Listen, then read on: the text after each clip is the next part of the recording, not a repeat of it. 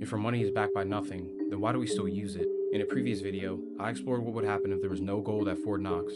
Now with President Trump and Doge likely to investigate the reserves, it'll highlight the fact that our money is already somewhat worthless.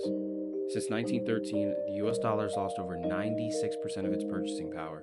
Today, we're feeling the effects of fiat currency through inflation, which has created a crisis of affordability.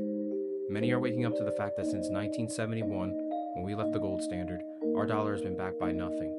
So why does it still hold value, and why do we still use it?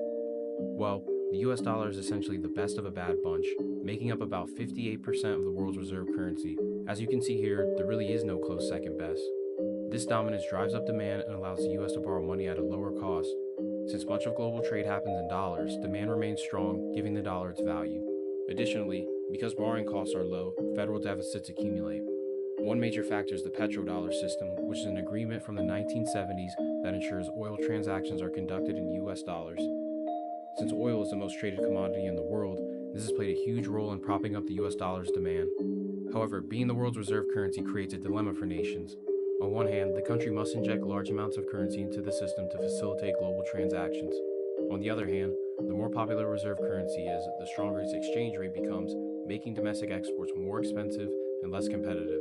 This is one of the reasons why much of our industrial base has been lost. So, this leaves a tough choice. The reserve currency status allows a nation to borrow money at lower rates, but losing this power will result in higher borrowing costs, a huge problem for the US where the national debt is already insurmountable. So, what happens if the system starts to unravel and the dollar loses its demand?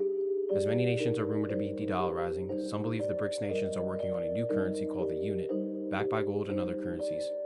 But could this threaten the dollar's dominance? In reality, it takes decades for a reserve currency to lose its power. Even if more countries begin de-dollarizing, the threat isn't immediate. As stated earlier, there is no clear second best option at this time.